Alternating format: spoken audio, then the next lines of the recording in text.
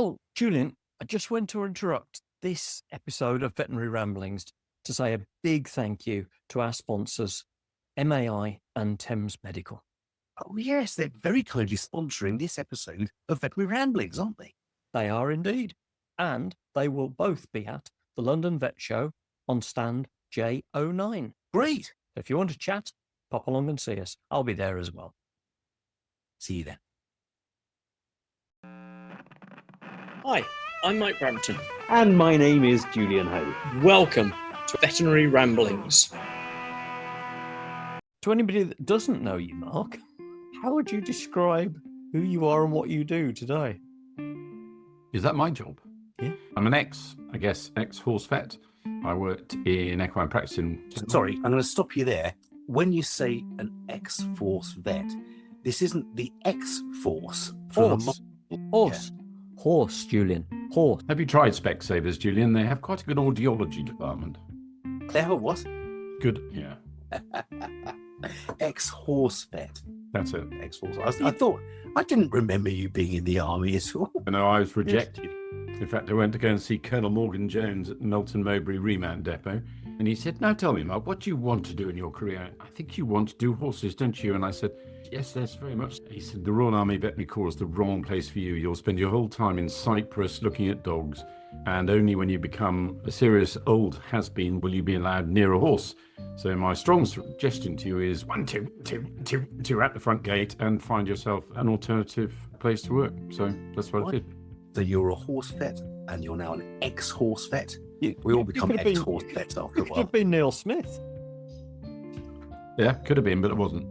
Yeah. Yeah, I did that for 6 years, did anaesthesia, which is where I met Mr. Brampton, and suddenly found myself having been terrified by Leslie Hall, who used to play with every anaesthetic machine that you were ever near as a student. And actually, I hated him for it, but it was actually a very good training because you constantly kept looking for trouble. And if you were me, you got trouble the whole time. So it just became pretty obvious. So I went to go and be interviewed to be an exercise physiologist for one of the trainers in Newmarket. And I took one look at the trainer concerned and I thought, this is not going to go well. I know very little about exercise physiology. And so I said to Tim Greet, who was kind enough to be interested in Sydney Ricketts, I said, guys, I'd love to come and work here, but honestly, I think equine practice is quite a narrow field, and exercise physiology, there are only about 3 people in the world who do it, one of which is called David Snow, who's left to go to Australia, into whose shoes I would be stepping. And I said, no, I don't think that's sensible. Tim rather ambitiously said, why don't you come and be my assistant, and you could do all the anaesthesia and critical care for all the surgical cases that I do. And I went, yes, sounds great. Equally frightening. Anyway, ended up for 5 or 6 years, until I burnt out, frankly. Tim is one of these most amazing people. He just had the most amazing amount of energy, and he didn't mind losing sleep endlessly and every night and all of those things. A bit like Barry Edwards, who's just the most extraordinary equine surgeon, a real legend in himself. And I quickly realised that 5.5 years of not leaving Newmarket between the 15th of February and the 1st of July in the stud season, and not being able to leave or anything, and yet just doing anaesthesia and critical care was, and anyway, flat racing. I'm not really into flat racing. I just thought, this is crazy. Peter Rossdale, in his own inimitable style, said, I wonder if you would like to do a fellowship. I said, oh, Peter, yeah, of course I'd like to do a fellowship. He said, why don't you think of a title and we'll put you forward. And so I went off and anaesthetized 2 more horses, and by 2 o'clock that afternoon, Peter came back and said, have you thought of it yet? And so I said, Peter, I've been in an operating theatre for the last 2.5, 3 hours. Anyway, I started thinking and ended up doing what is now known as the Confidential Inquiry into Perioperative Equine Fatalities, or CPEF. And we had 147 clinics taking part in it around the world, looking at risk factors of poor old horses being anaesthetised. I think we found quite a lot of useful outcomes for the risks associated with anaesthesia within 7 days of being operated on. Particularly discovered things like foals being separated from their mothers and not being given acepromazine to protect their heart against any arrhythmias, then being given an alpha-2 agonist, as well as ketatizing or stomach, which slowed the heart rate down marvelously, of course, as well as sedating them. But then you induce them with an inhalational agent up their nose, and then you slide a tube up their nose, which they are thrilled to have as a foal.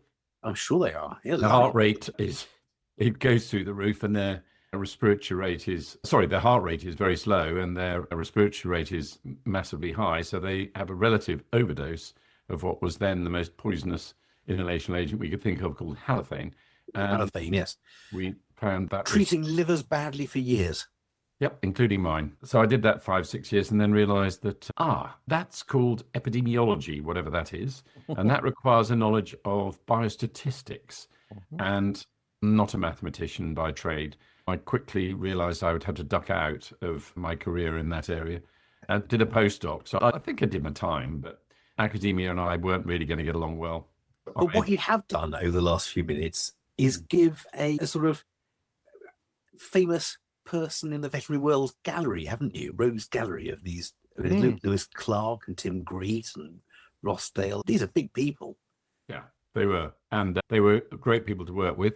I also want to pay respects to Polly Taylor as well. Was absolutely marvelous. She didn't realize what sort of PhD I was getting into either. And so we had a great chuckle because we both thought it was an anesthesia one, and it turned out to be biostatistics and epidemiology.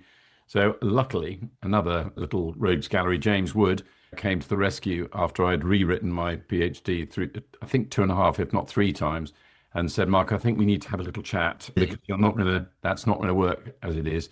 And James, bless him, enabled me to convert data into information and get the PhD, which was nice. And then I realized that actually what we as, I think, veterinary surgeons and nurses and other folk associated with it need is to have information at our fingertips to enable us to practice as at a higher level as we possibly can. And I'd met John Grieve previously. He introduced me whilst I was at Rossdale's, the Vetstream concept of having the ultimate source of information beamed down by satellite. This is, by the way, in 1997. And this was well before the internet had even been dreamt of. Had invented satellites, so you're okay there. Yeah, but couldn't beam down from them. He should have been locked up for the idea, but he had this amazing thing. It's got to be comprehensive. It's got to be multimedia. It's got to be peer reviewed. Got to be kept up to date the whole time. And he was the most foresighted person, I think, in our profession, and a really remarkable foresight. And I just was drawn to the concept of what Vetstream was all about. And I thought, if I'm not going to be an epidemiologist, which I clearly wasn't being, how about getting involved in the Vetstream project with Joss Belgrave, and the other vet who was really closely involved at that time, trying to make it a commercial reality. And we got funding from what was then Harmsworth Publishing, part of the Daily Mail Group, to get Vetstream off the ground and develop on from there. Wow, where do we unpick all of that? Mike and I send little messages to each other to see how we can steer the conversation. It's gone quiet. Absolutely, yeah. We've not needed to do anything. But let's get back to PhD, because it starts off as a fellowship, and you then... Yeah, the fellowship was going to be a part-time thing being done at the same time as the anaesthetist and critical care clinician and first opinion vet in Newmarket looking after horses. There was simply not a single moment when I wasn't fully occupied. So it didn't work. But when and this is a serious point, actually, I hadn't realized I was burning out at all. I had no idea. And I think back then, none of us had any clue about mental ill health and what it might be, what the onerous hours were, and the expectations and the frequent disasters were doing to what was then a reasonably inexperienced and young but enthusiastic member of their team. But you've got to have some sleep. You've got to have some downtime. You've got to see your friends.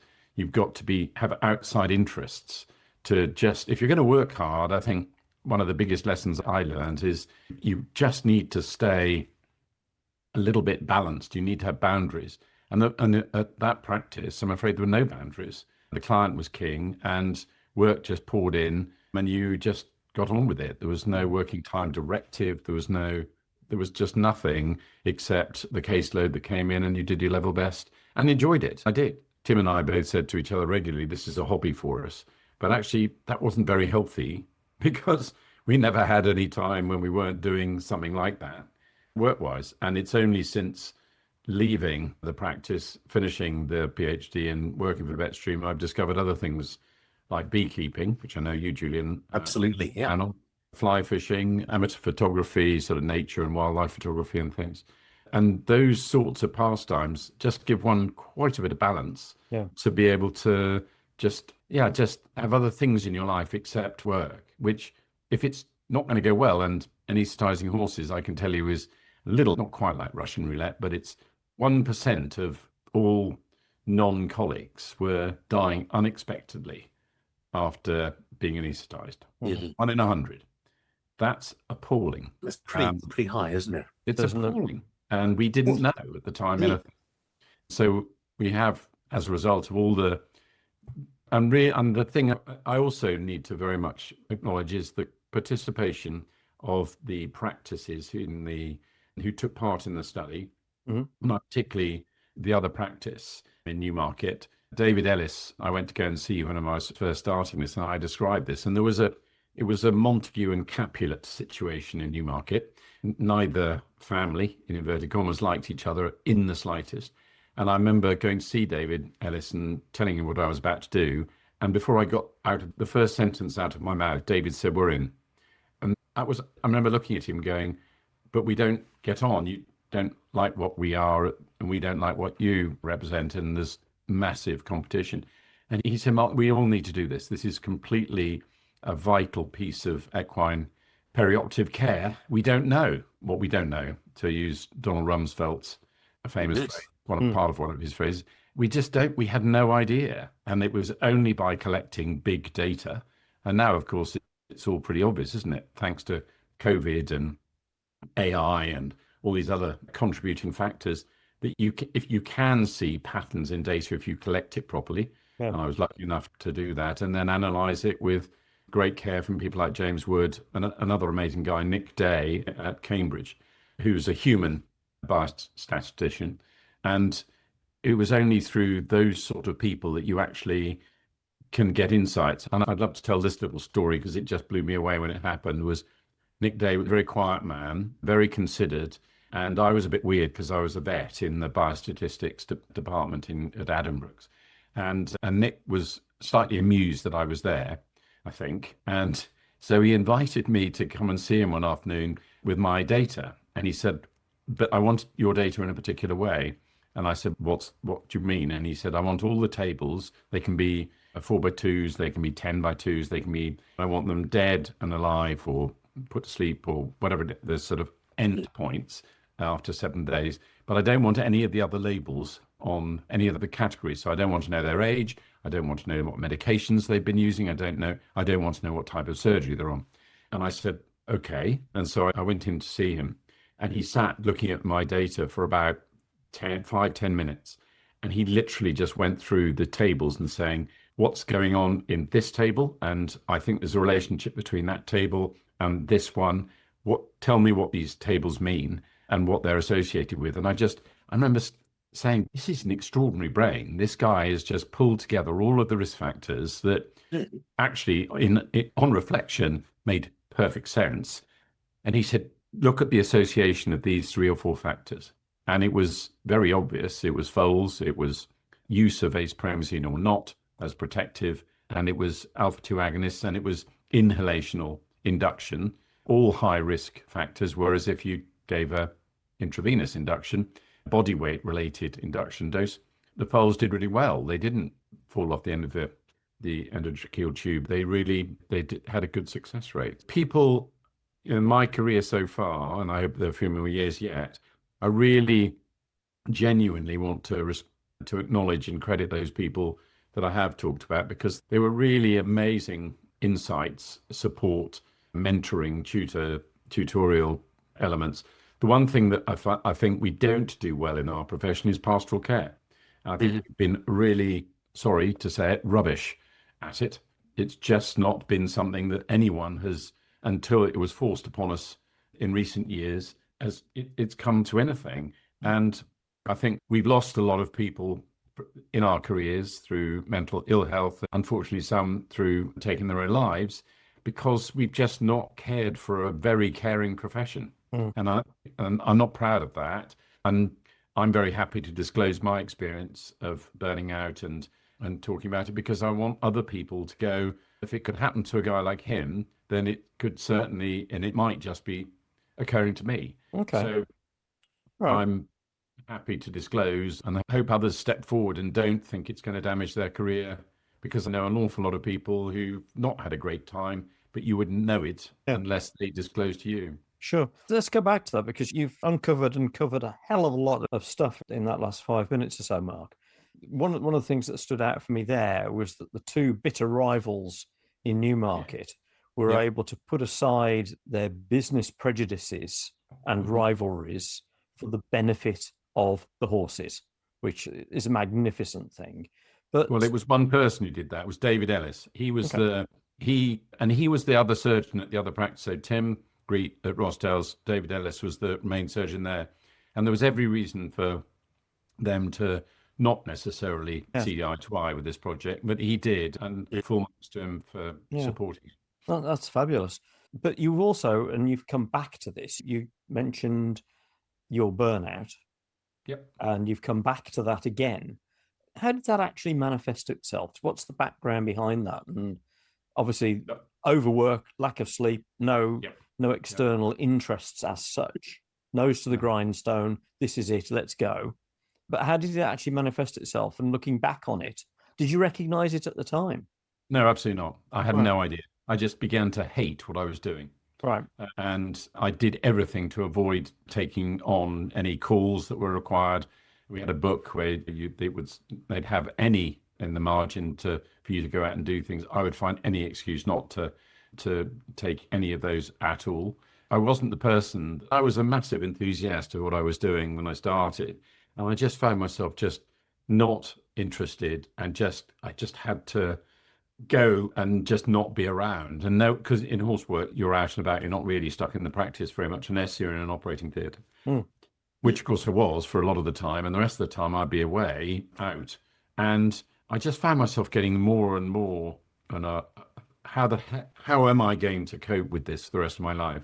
And that's all and because it was flat racing, which is, I came from a national hunt and pleasure riding, if you like, background in Gloucestershire.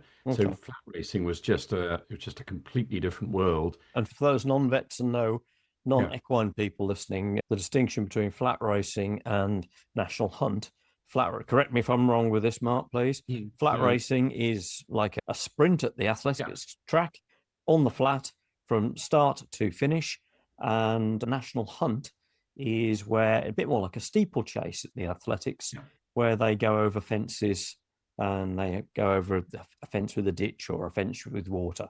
So it's a little bit more, I suppose it's a bit like hunting. Yeah, we can separate it off even more easily, can't we? Flat racing is very boring and the other one isn't. Yeah, I suppose so. Yeah. Yes, Julian. So the Grand National would be the classic example of national hunt racing, I guess, that most people, if they have any experience of racing in any way over the jumps, the national hunts. And for our American listeners, the Kentucky Derby is flat racing. Yeah, exactly. Yeah. Be sure back on next week. We'll have another exciting guest. So I literally just became very introverted. I didn't care, which is very unusual for me. One of the things, my personality, I think, is that I really care about caring and helping people. And I wasn't helping myself. And that was weird. And I didn't really understand my own personality. And this is something I feel passionately about as well, is that I think if we're going to go in to a profession and a market and a community that we have, I think we need to understand our own personalities a lot better. And I clearly, having done some clinical work, I was not interested in the slightest in doing 25 lame horses a day or 5 general anaesthetics a day. That's it doesn't do anything to my mojo. And actually, I did a personality test via Vet Dynamics. They have a personality profiling tool. And I found out, surprised, that I'm a screaming creator. And I love walking into a room where I know nobody and trying to find opportunities, or stumbling into a problem like perioperative deaths in horses and thinking, how am I going to investigate this in a research project? Or how are we going to take the Vetstream concept into the market when there's no such thing as the internet or There weren't even CD-ROMs at the time. No. And so I just love looking at problems and trying to understand them. And rather than just doing lots and lots of clinical cases, which an awful lot of other people thoroughly enjoy, but I realized that wasn't me. And my personality type is very much creator. I love communicating with people.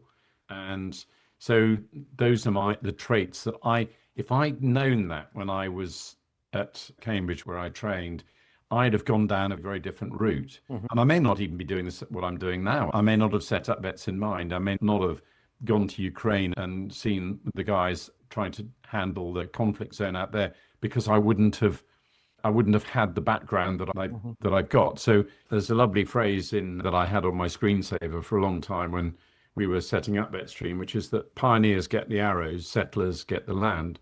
You see, you've just presented a very good argument for not finding out more about yourself when you're younger. Yeah, you because have. if you had done, you would have deprived the veterinary world of all of those things. No, So, I think I'd have found them out sooner, Julian.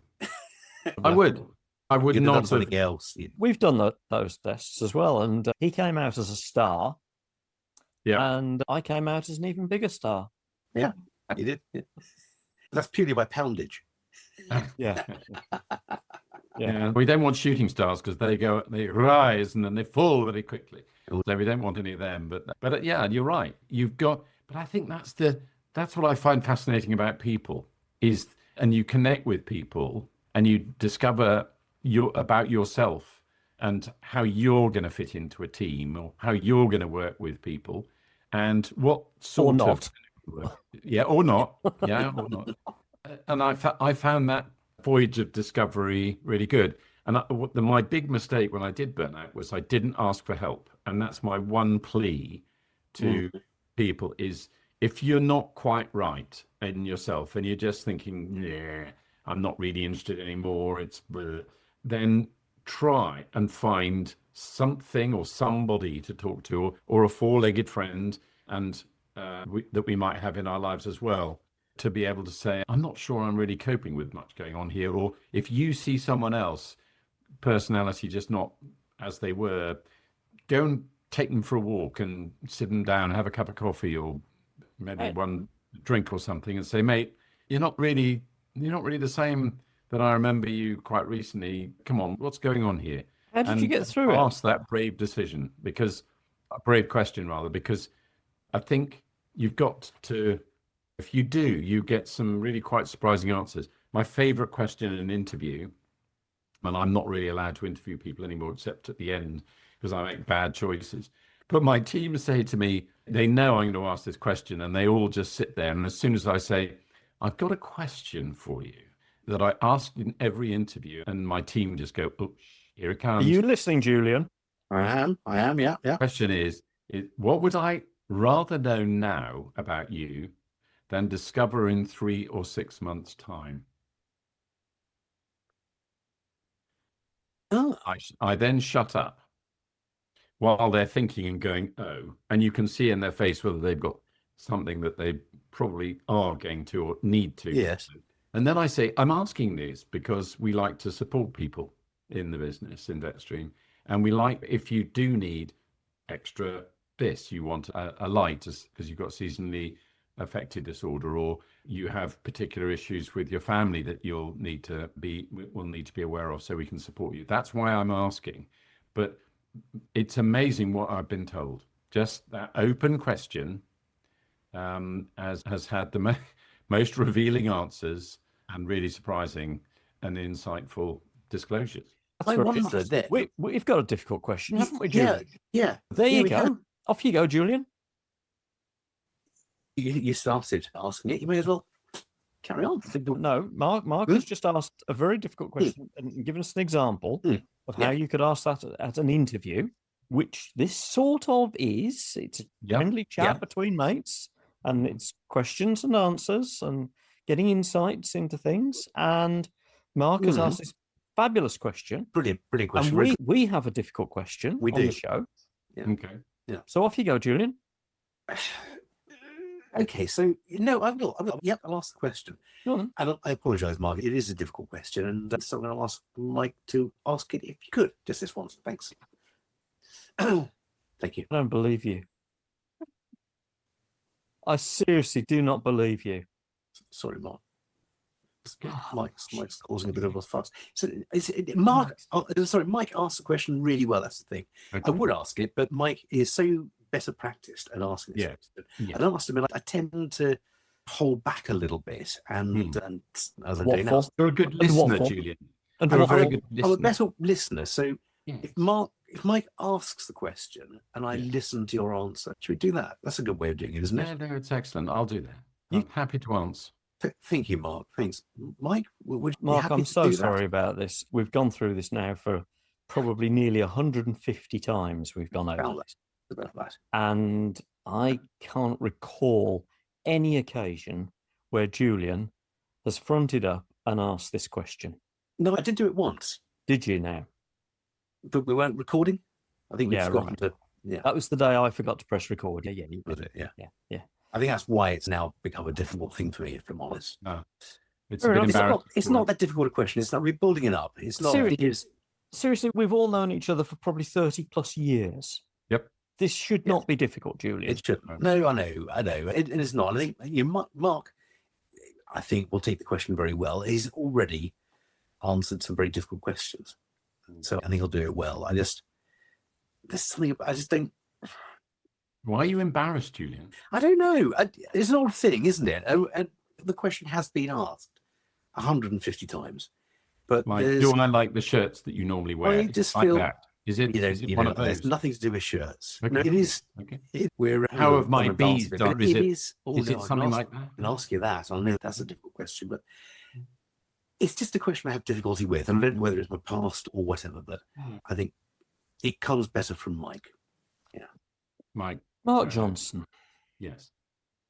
would you be kind enough to tell our listeners and our viewers what is your favourite bread? Oh, that's very simple. It's the granary bread that I make myself. Yes. My bread maker. I'm not a kneader. I'm not a needy person either. Oh, No. I'm a needy person. I'm like the baker's daughter who needed the dough. Yeah, no, I use a bread machine and I go to a lovely artisan bakery in Bury St Edmunds where I get my yeast and my granary flour. And I really like making and having granary bread that I've baked overnight in the bread maker. And it's saying I've made it is a bit unkind. It's really the bread maker that's done the heavy lifting, not really me. It doesn't matter. I make my own bread and I knead it all. Yeah. But it doesn't matter who needs it. The fact is, you've put love into it. You've mixed it. You put as many seeds in as you want, and then a few more, and it's your loaf. It's my Something loaf. special about it, isn't it? Yeah, and actually, Julian, again, being a little bit philosophical for a change, which I sometimes am. One of my great friends, Christopher Hughes, who none of you will know, is an Australian friend of mine who's a barrister, and he was at Cambridge with me in my first year, and he was a mature student. And he's been one of my closest friends forever and a day. He got on with so many different people of almost any background you like. And one of his favorite things and most important things he said, the most useful thing you can ever do with anybody, if you're trying to build a relationship or get on with them, is to break bread with them.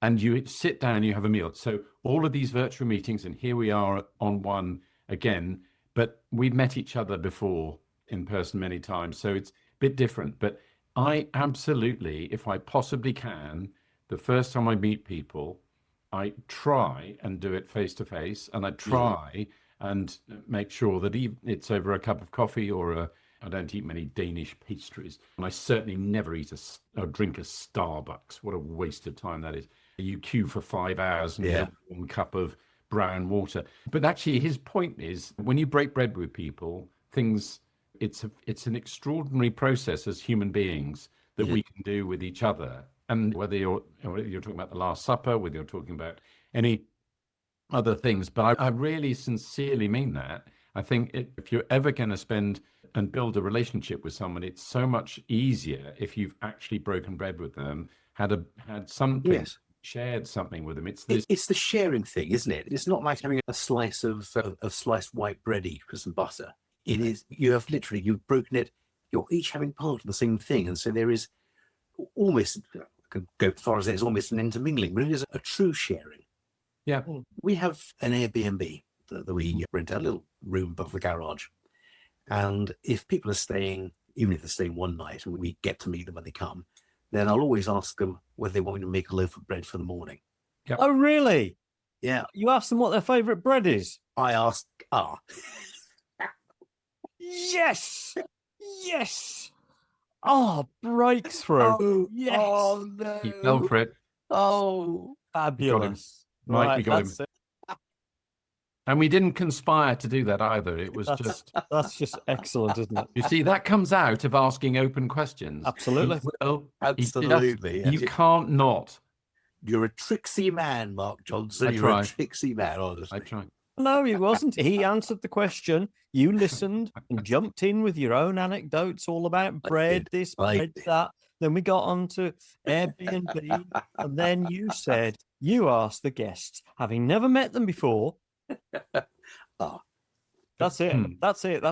This is a groundbreaking episode 155 of Veterinary Ramblings. We have made a breakthrough. Thank you very much indeed, Mark Johnston.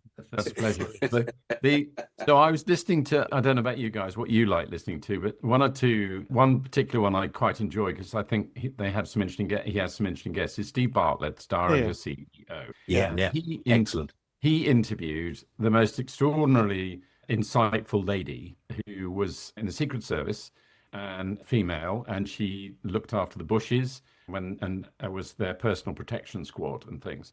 And she was describing, and she's Greek, I can't remember her actual name, and I'll probably pronounce it incorrectly, but it's something like Paparotomus, or I can't remember what it was anyway. Very dangerous animal, though. Was there? Very dangerous. Yeah. On their own, they are. And she was the discussion was, how do you interrogate people? And the very last thing you do in an interrogation is ask people questions. And she said the way she did it, and it comes back to exactly Christopher Hughes's point, is she walks into an interrogation and she's about 4'3", extremely attractive, very striking to look at lady. And her thing is you basically give them a glass of water or bring in a cup of coffee, however horrible they might have been and what they've done. And then she says, you never ask questions, you just make a statement. Like, it's warm in here today. Or I was listening to something on the news today, and there's a whole lot of stuff about the economy going south. How ridiculous is that? You don't make a question, you just make a statement, and the other person will start talking and saying, no, I don't think the economy is going down the tubes. And then their barriers are down, and then you can say, oh, what makes you say that? And the way the conversation goes, and they have dropped their guard because they're expecting to be inquisitioned.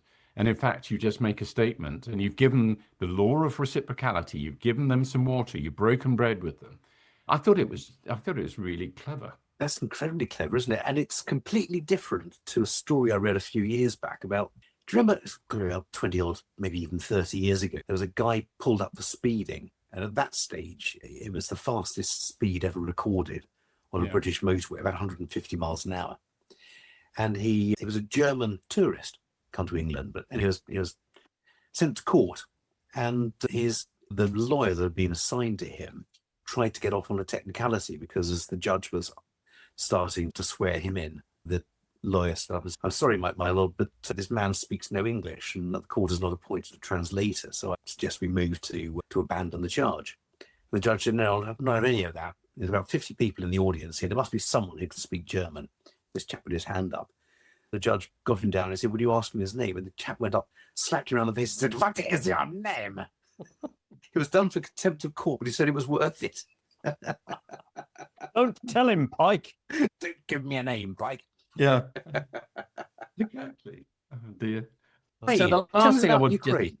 Ukraine, I was going to say to you, so I managed to become very unpopular in my family because for my sins, I'm vice president of what we now call the Pro Salus Foundation, which is the new name for the World Small Animal Veterinary Foundation. We changed its name because it was confusing everybody.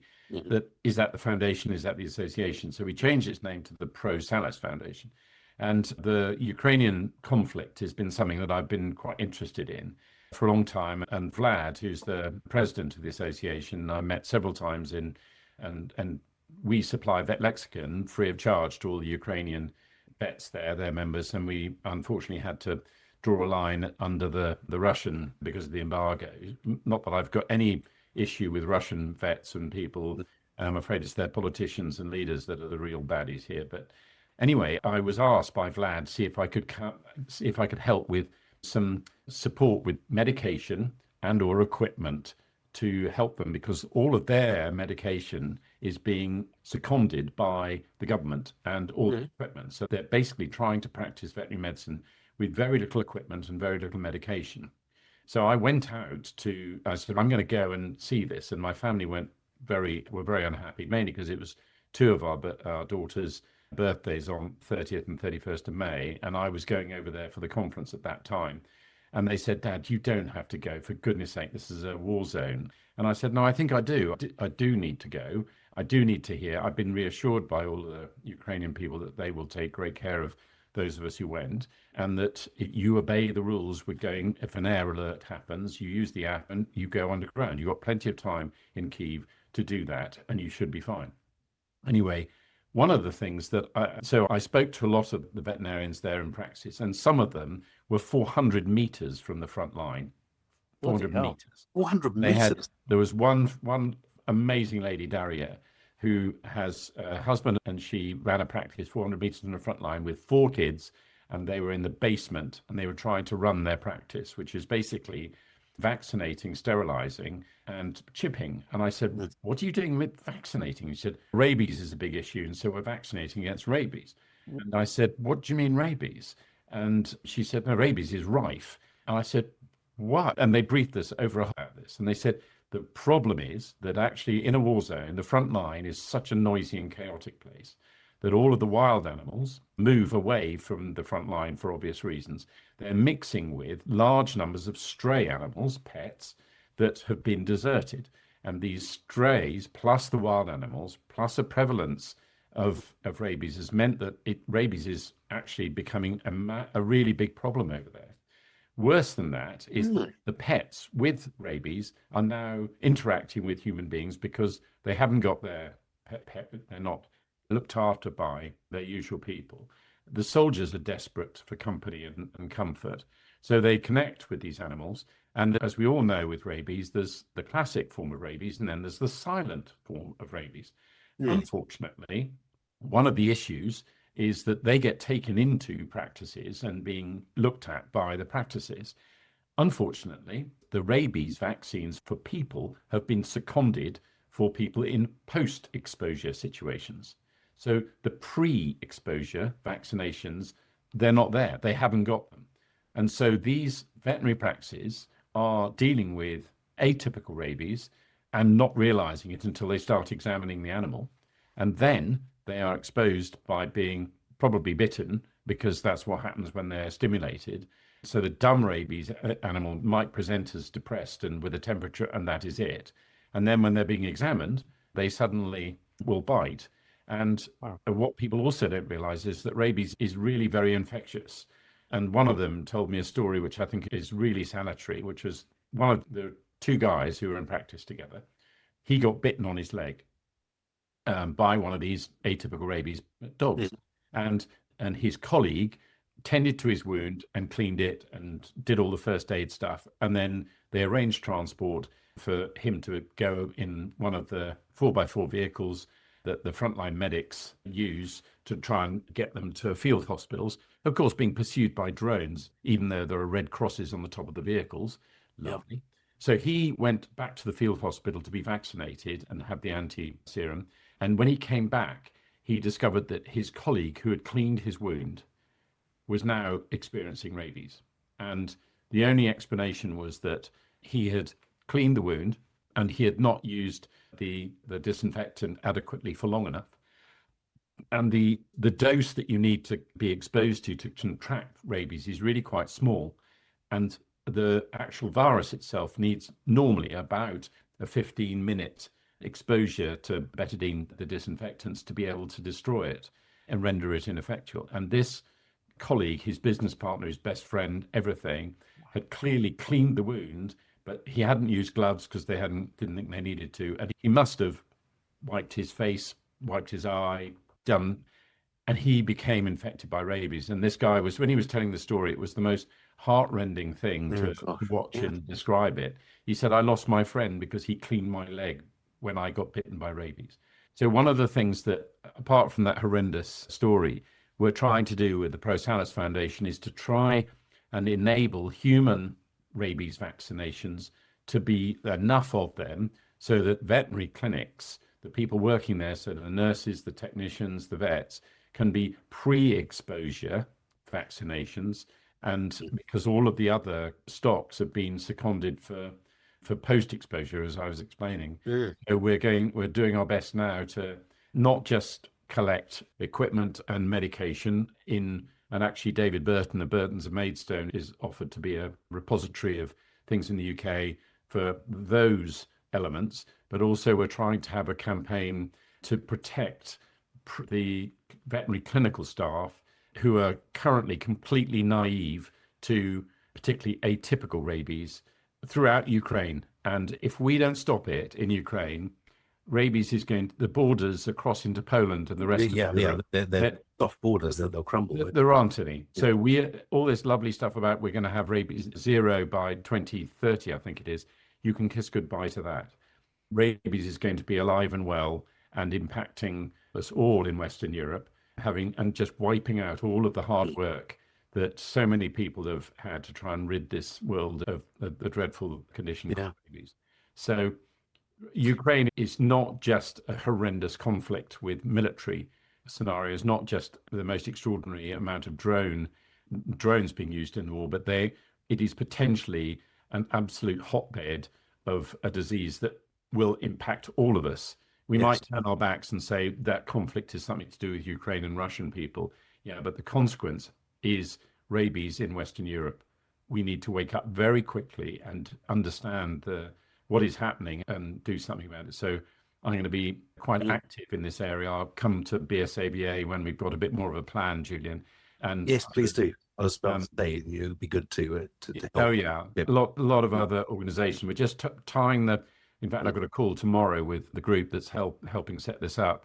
Wolfgang from Vicava and various other folk. We know well. I've known Wolfgang for 30 odd years as well. And we had him on the show.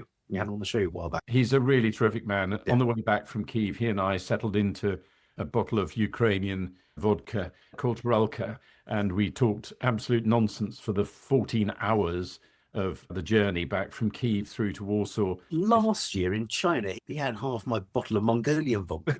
There's a history there. There's a pattern. What hat were you wearing? What hat? I didn't wear a hat. When we had Wolfgang on the show, he was wearing a hat that Vicava had given him. He just finished the presidency, hadn't he? And they gave him this hat, which was an amazing Viking style, huge catalogs. It's more like a gimp mask with horns. I wasn't going to say, but well, yes, it was. He's a great guy, though, and we're trying to put this together. We got Scott Miller's the TV guy, Heidi Reiki is the orthopedic surgeon. There's a really great group there were 7 of us who were there, and we were so well looked after by the lovely Ukrainian people. The other thing that really struck me, and they took us to the various places where things had happened. Let's use the euphemism. One of the most amazing things is that if they ever get struck by one of these Shahed drone things or missiles, that literally within 2 days, they've got a task force that goes around and destroys and removes the building that has been hit. So there are it's not like Gaza where you see all these absolutely horrendous buildings, damaged buildings and chaos everywhere. There's literally a squad of folk that are going around, so their noses aren't being rubbed in to this horrendous damage that is going on when these airstrikes come through. Right. And you wouldn't honestly know that there was a war going on because the people are just so resilient, but also determined, but also they're giving the most extraordinary determination that they're not going to let this they're not going to be overwhelmed. They're going to take the fight back to the Russian leadership. And I keep going on about the fact that it's not the Russian people, I think, that we need to have the argument with. No. It's the political masters that are the real problem. It is. And the argument is putting pressure on the people will force them to put pressure on the government. But it doesn't happen like that. They are completely impotent. They cannot put pressure because they'll all fall out of high-rise windows, won't they? Yes, there's that. And just one last thing about the Ukrainian thing, which absolutely astounded me, was the most lovely lady who started the conference for us. And she was talking in Ukrainian, but then we had a really great guy who was translating for us. For those of us who didn't speak Ukrainian, which there were 7 of us, that I say. And I went up to her after the first session and the coffee break, and I said, it was a really great way of starting a conference. She started it really well. And I said, how are you coping? And she just looked at me and said, we just do. And I said, so how is it for you? And she said, Mark, I've got all five male members of my closest part of my family on the front line right now. All 5 of them. Yeah. But we just cope and we're not giving up. Mm. It was the resilience and the determination, but also there was it wasn't hatred. It was just determination. And that I was really struck by it. And the only other time I've seen anything like that was in Poland. I went out in my 3rd year at Cambridge with a small group of friends with a lovely old Polish girlfriend of mine. And I remember going into people's houses, and at that time, the wall was still up, and everything was still as it was. And they were absolutely determined that they were going to overwhelm this, and they were not going to live under this cosh for any longer than it was absolutely necessary. And it was the most impossible thing to imagine, because the regime there was just all powerful and ordinary people, and they were following us everywhere. We were very obviously Western because the clothes we wore, the cars we drove were not local ones, so we were being followed everywhere. And they just said, we will get rid of this regime. And I remember when that whole story broke and the whole thing collapsed, it was extraordinary that it was within 2 years of that happening. But those 2 years before, there was no way on earth that you could imagine that it could change. That they were so resilient and determined that they would do. Little things can cause, what was it? But mighty oaks from tiny acorns grow, and it can happen. Let's hope it does. Yeah, absolutely. It needs to. If we have no interest in Ukraine or the folk in Russia, we need to be selfish about what the impact of rabies has in our lifetime within Western Europe. We sit back and turn the other way and don't see this. We will be idiots, sleep at the wheel, whatever else you want to call us. That would be a crazy scenario. Well, we've been idiots too many times in the past few decades, haven't we? So let's hope it doesn't happen. Yeah. Now, Mark, are you aware of a little, I'd say, about a minute's worth of CPD that we have on Veterinary Ramblings? Yes. We call it our 60-second CPD. Oh, you're capable of asking that question. I know, yes. And now I feel free. I feel liberated. I feel enabled to ask these questions. Thanks. Welcome. Do you fancy having a go? Sorry? At 60-second CPD. Can we just plunge into it? Oh, God. Yeah, clever, huh? I've got it all here. It's all ready. That means that Mike needs to find his timer. Found it. There we go. There you go. Most expensive timer in the world. It's all ready. There we go. Hang on. Yeah. Mid-clock. Right, okay, so you're up for the 60-second CPD challenge then, Mark, yeah? Of course. Yeah. Fantastic. So what's it going to be about? Mental health. Mental awareness of our personalities. Okay. Which you already said is a bad idea because it stops you being creative and you wouldn't have achieved everything you have. But no, carry on. Yeah. It's all to do with It's an evening of contradiction tonight, isn't it? Or is it? And catching each other out all the time. But then we probably knew that would probably happen. So what's it going to be called then, Mark? It's all about the impact of knowing more about ourselves and reflective learning. That's very philosophical. I think that's a long version of a particular philosopher's philosophy. So, okay. So 60-second CPD on Veterinary Ramblings, Mark Johnston on Know Thyself, starting now. So one of the most important things I think we can know about ourselves is what sort of personalities we are and type of life we live, what type of personality floats our boat, what we're good at, the way we think, the way we interact. So I would encourage all members of our profession to do the personality profiling that Vet Dynamics has on their website, vetdynamics.co.uk. It was so insightful to me. It changed the direction of my the way I saw my career, and I really appreciated it. And I discovered it too late. I did it when I was 50, and I'm now 63. It was too late for me, but my goodness, what would have happened if I'd done it?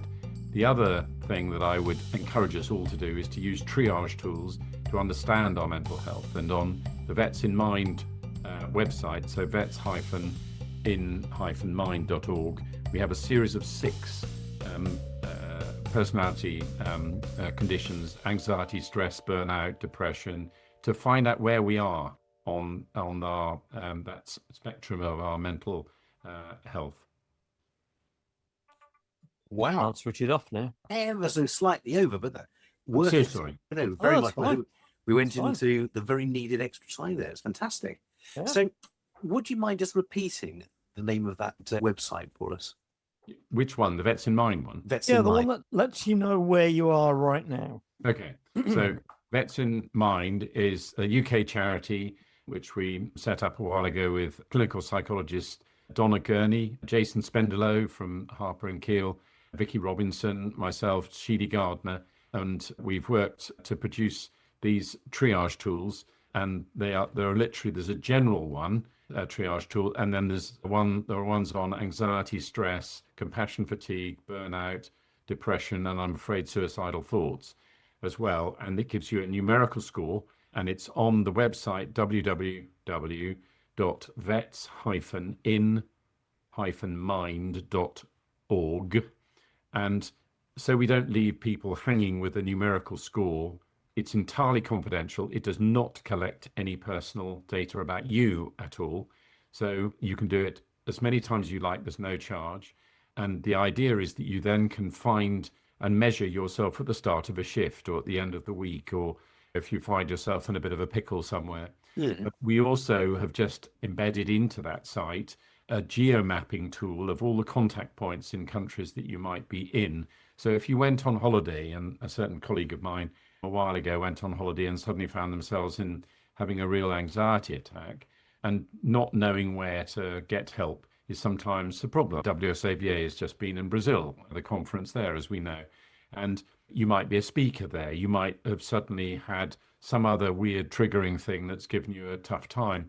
Like a free upgrade to first class to come home. Well, that would be a terrible challenge, wouldn't it, Julian? And so you can then find the contact points for the organizations that you might want to have help. And it could be mental health, it could be domestic abuse, it could be gender issues, it could be any number of things. So we're building up this database by map of each country in the world with all of the relevant contact points that we can, to be able to try and signpost people to where they can get help themselves. So I think as members of the veterinary community, we're quite good at looking at ourselves. We may not be able to make very good decisions. We may need extra help, but we also need to know where to get help. And some of us are fearful of going to our GPs. Some of us want to talk to a colleague, but actually knowing the help points, like Vet Life, like the Samaritans in the UK, Not One More Vet in America. There are a number of these agencies that are really there to help all of us, but we don't know how to contact them, particularly if we're not speaking the language. In Brazil, my Portuguese is not particularly brilliant. I would be able to go to the geomapping tool and be able to find the agencies in that part of Brazil that I was in, to be able to get some of the direct help immediately and then work out what I do from there. So we're very much within Vets in Mind trying to not do what others are doing, like Vet Life in the UK do an incredible job with direct support for people. Vets in Mind is trying to do something a bit upstream, trying to identify how to remove the toxicity of workplaces, how to find out how we are as individuals when we're working there. And I'm very lucky to have Jason Spendelow and Donna Gurney as clinical psychologists involved in the project, who are giving that sort of guidance. And we're very blessed with a good and a nice group of other trustees like Steve Curtin in America, Avisha Shergill in Indonesia, and Kate Dakin, who was a relatively new graduate, who was at Harper and Keel for a while. All of these people are very, as it's turned out, very diverse group of people with very different expertise. And Vicky Robinson of Vet Dynamics also has involved, and we're all just trying to help our profession help itself. So I think if we get it right, then we could certainly help ourselves. There's lots of reasons to not be fearful, to ask for help. And that's the one thing I didn't do early enough. And I would encourage everybody who might be just feeling a bit off sorts, just to keep an eye out for our colleagues, keep an eye out for ourselves, and not be afraid. It won't impact your career. It will impact your life if you don't. And we've all lost too many friends through mental ill health, I think, in this profession. And I don't want them to get into trouble in that way. And we've also, one of the other projects that I've worked on with Stuart Reid from the Royal Vet College is a thing called EuthASafe, which is a secure box where lethal medication can be stored safely and taken to a place where animals are to be genuinely bona fide euthanasia appointments, with a series of sequences that they need to follow to open that box with an app on the phone. So they open the box, they get a number when they do, which they put into an app on the phone, and that generates a number, which you then put into the box. But before you get the number that unlocks, you have to put in the information relating to the case that the animal that you're about to put down. And that tool does not require internet access, which is one of the major requirements, because lots of times we're out in the middle of nowhere or in the basement of a place where there isn't internet signal. So this box is secure, robust, and we very much hope it's going to reduce the number of people who take their lives through lethal medication, which seems to be sadly the method of choice by members of the veterinary profession who want to end their lives. And we're just trying our level best to reduce that opportunity and give them a chance just to have a think. It's a bit like popping the paracetamol pills out of the blister packs. You can't in the UK buy paracetamol in bottles like you can in America.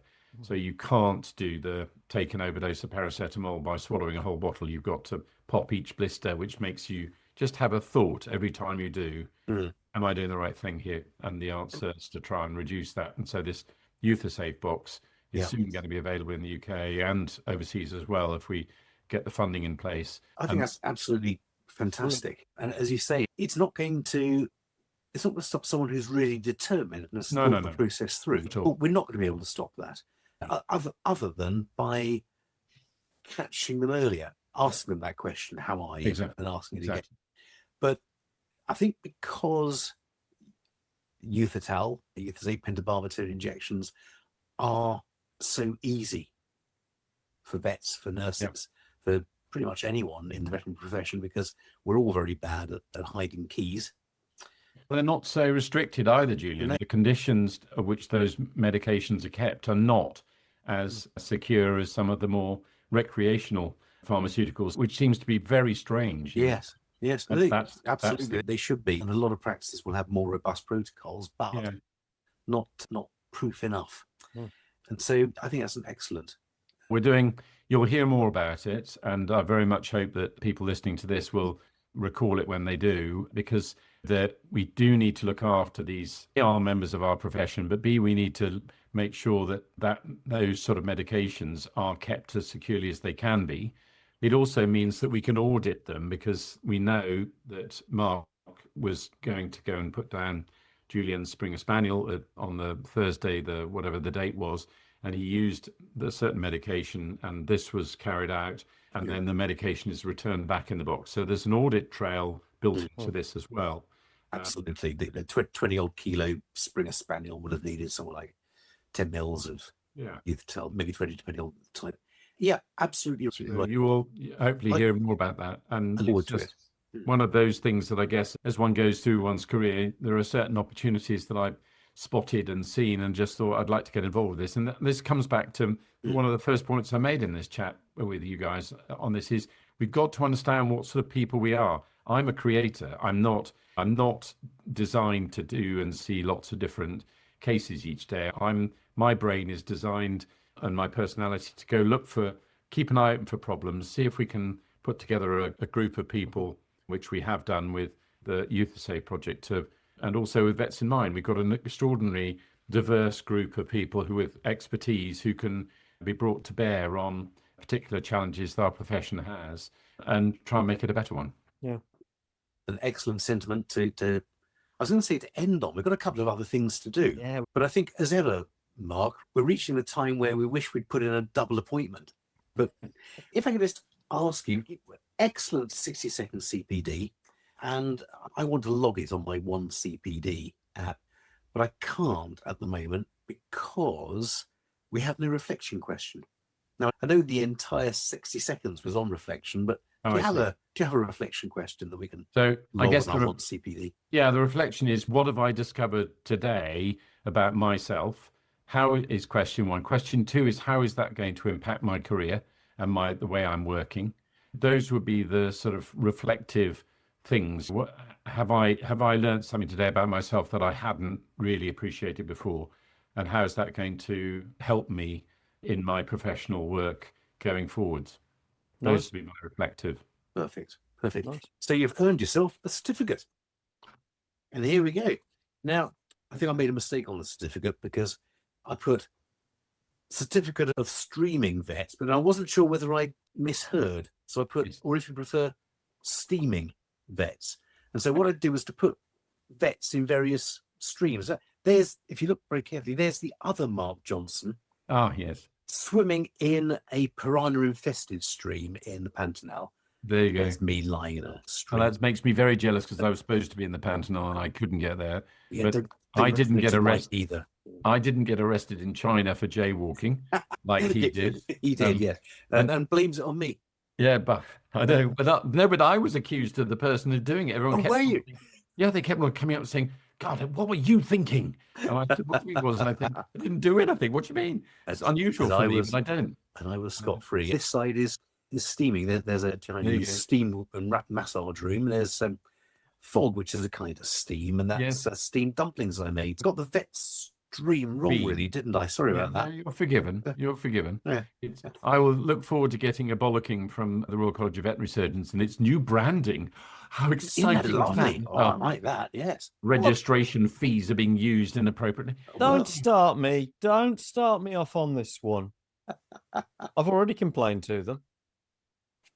I will look forward to having a chat with Lizzie Lockett. Lockett. We'll move on. Yes. What are you doing?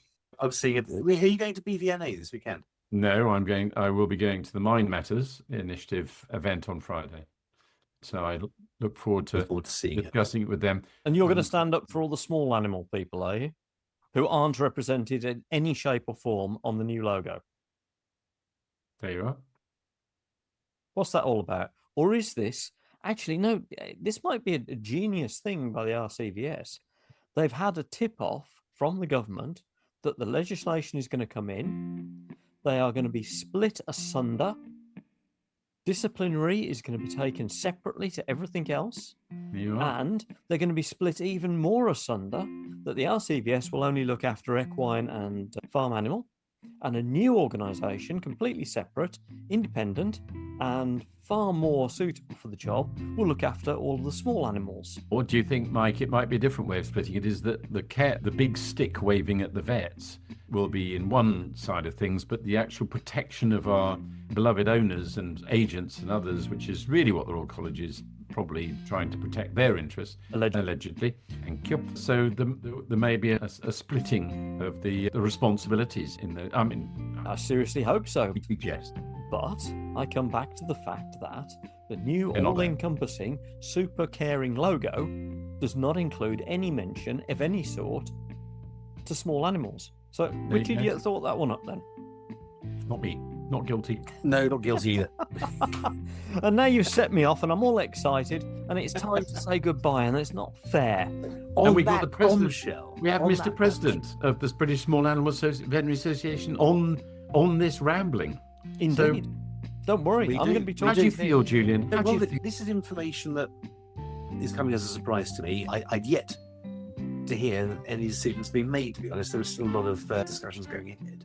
So I'm not quite sure we got the information from, but it's one model that's been looked at, but there are many others. Yeah. So I don't think, as far as I know, they haven't made any decisions yet. Well, you would know. And I should know because I'm not on the group that's helping to make them. So, Representation for small animal vets. absolutely, they've got a Right. small animal vet to represent. On that note, Mark Johnston, it's been an absolute pleasure seeing you again, and hopefully I'll see you at one of the upcoming shows. Me too. See you in person again, which is something I always look forward to doing. Always good to talk, isn't it? And I hope you've enjoyed this episode of Veterinary Ramblings. And if you have, please let us know. Drop us a line, comment on any of our social media stuff. And if you've got any questions that you want answering, or any suggestions as to who you might like to hear on the show, then please drop us a line. Mark Johnston, on behalf of Veterinary Ramblings, thank you very much indeed. May your dog go with you. May your dog go with you. Okay, unfortunately he's gone already. I had to put him down at the beginning of May, so unfortunately, but I will toast his lovely health. To his health. May your dog find in the his life ever after. In the life ever after. Waiting for you at the bridge. There you go. Thank you both very much. I really enjoyed it. Thank you. And cut.